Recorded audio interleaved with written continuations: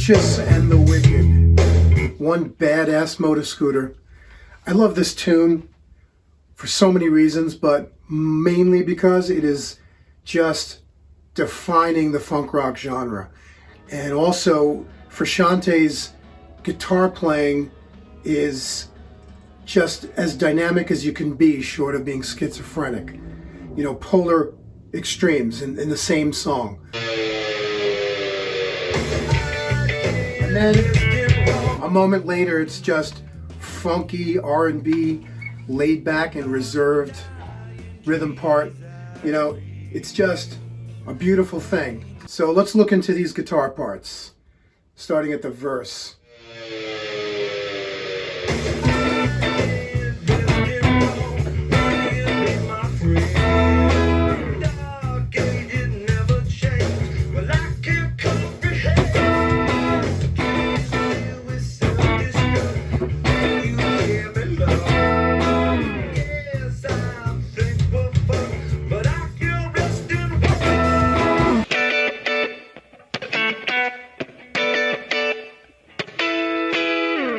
In B minor up here in 7th position, and the main chord is this piece of a 7♯9 chord.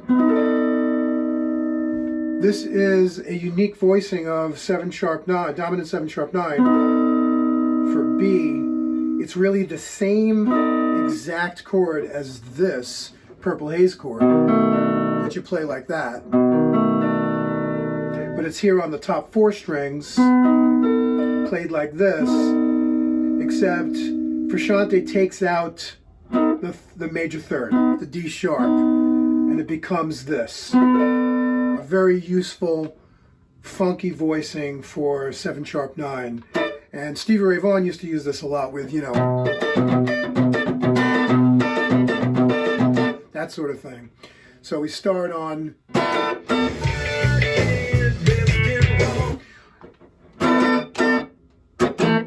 It's down, up, down. A dead hit, upstroke on the A to B, like that.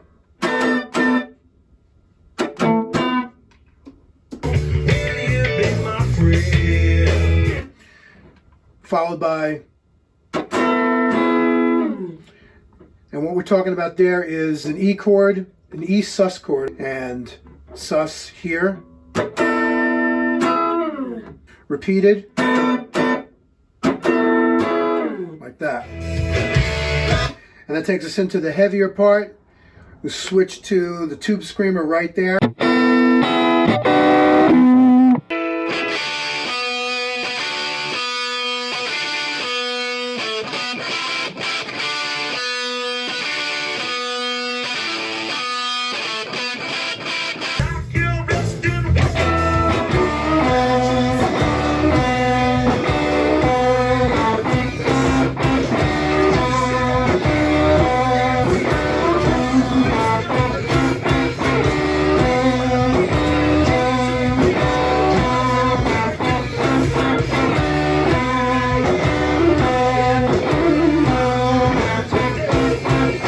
So the chord changes for this next part is B minor to C7 4 times, and it's a little different. It alternates as it goes back and forth.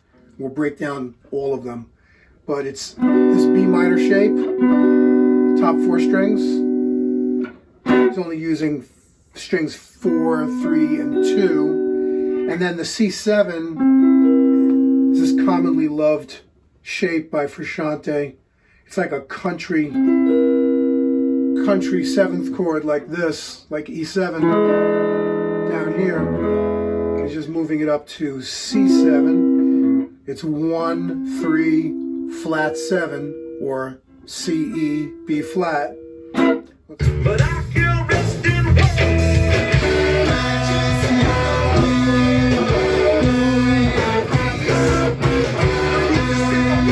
That first time, the rhythm is da da da, and then back to the B minor chord quickly on the off the 16th note, like that. It's pretty quick. Second time we have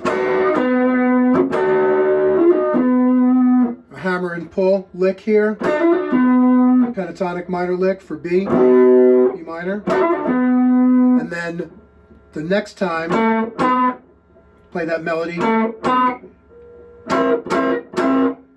it's straighter. It's not, it's just, but it gets back to the B minor chord the same way. 16th note off the beat. Right there. Next time.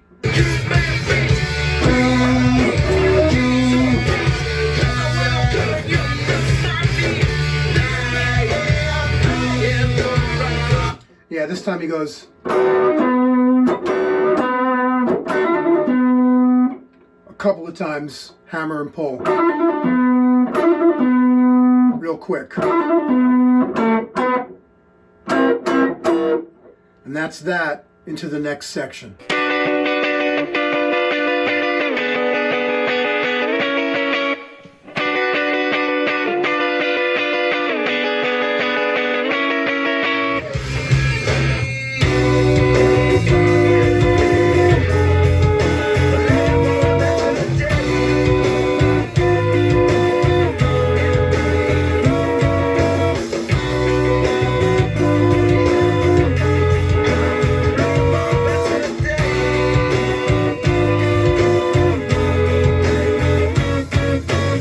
Tube screamer back to clean for this next section, which is really unique musically because it's got diminished changes in it, and we'll go through this. So it starts on B minor. Now he loses this root and holding the top 3 strings, 3, 2, 1 for this B minor shape, which turns into B diminished. That is, in this case, B at the top, F, and D. And it's important to understand that this is a symmetrical shape that repeats itself and inverts every 4 frets. Let's take a deeper dive into the diminished chords here so you can understand what it's doing functionally. Taking the first 2, it's B minor, and the bass line, Flea is playing B, down to A flat, which is for this chord, and then down to F for this chord, right?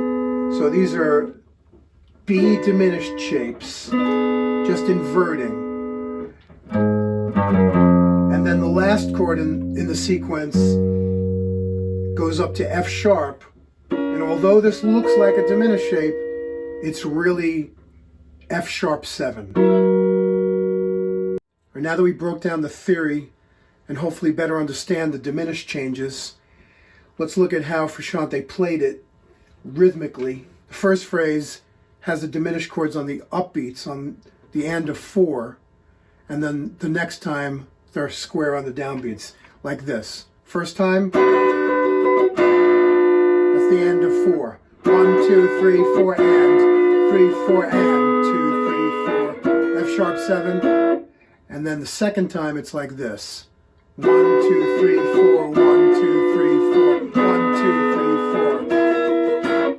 So that's how it works 2 times. Okay, that said, let's skip to the end of this section, heading towards verse 2. Verse 2 at 136, expected, John is just playing a literal repeat, very disciplined, same guitar part. So let's skip ahead, and jumping up to chorus 2 at around 155, same deal, guitar part is literal repeat. So we'll skip up to the end of the chorus.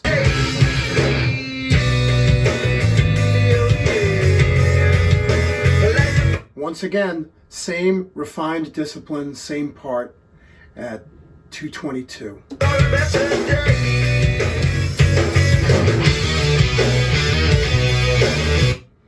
Wow. So this mad cool instrumental riff section, I believe, is influenced by Zeppelin possibly drawing its inspiration from Black Dog, the way it riffs with the halftime drums underneath it. You know, you tell me.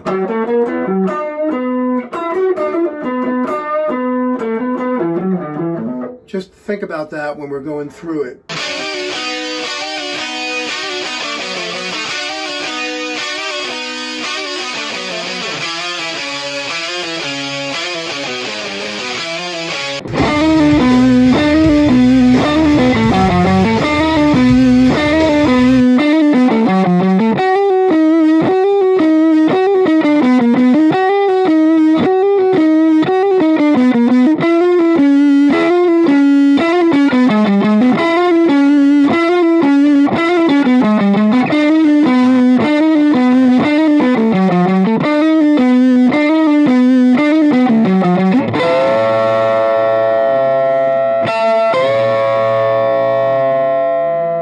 So the riff is coming from a B blues scale, like this. He only uses up to the flat 5. It starts, you'd think, or you'd expect that it would have been right in the scale, but no, it's Frusciante, so it's a little off. And he ends up playing the minor third to the major third and back, instead of, which is in the scale. So it's D, D sharp, D, minor third, major third, and back. Slowly.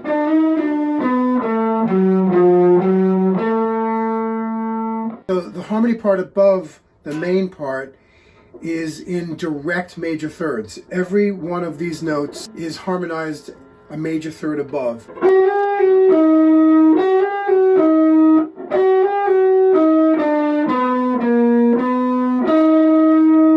No real rhyme or reason harmonically.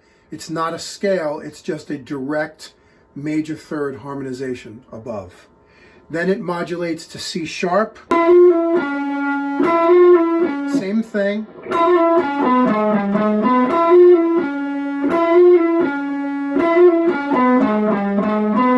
And then back.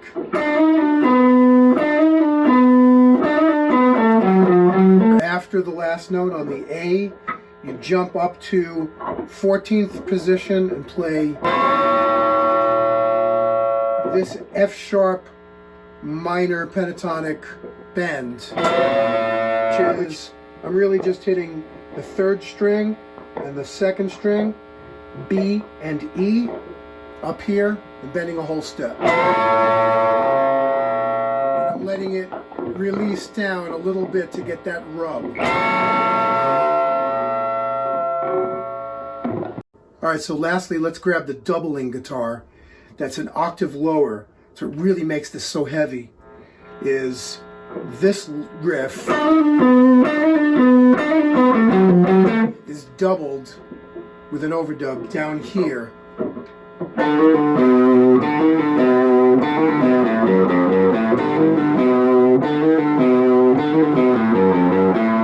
And of course, that too moves up a whole step to C sharp, which looks like this.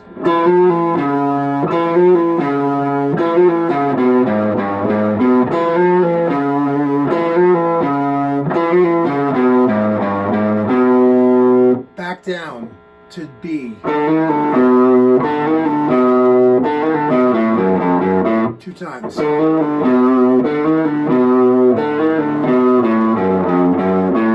And they both play bend and release, and they're both crashing into each other, making this wall of feedback and dissonance, and that's why it sounds so freaking amazing. And that takes us back to the verse. Third verse, the same part, except he adds a D here.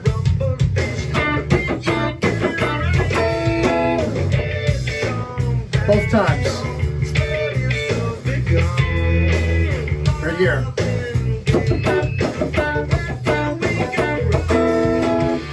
So let's skip up to the end of the chorus where the tag takes us out at 3:48.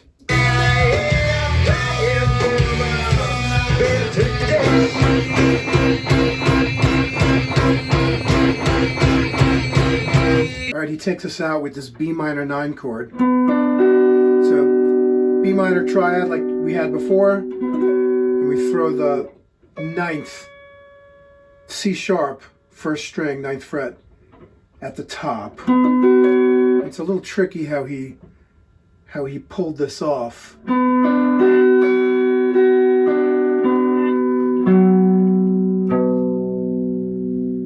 And that's that for that.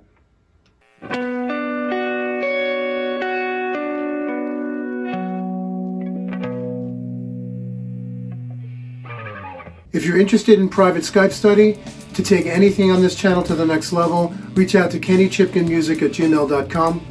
And hey, if you feel like you connected with this and you got something from it, please do like and subscribe, follow me on Instagram, and also if you care enough to support this channel, consider joining the KC Music Group, which will greatly assist my endeavor to creating many more free videos for you. Ciao, be well.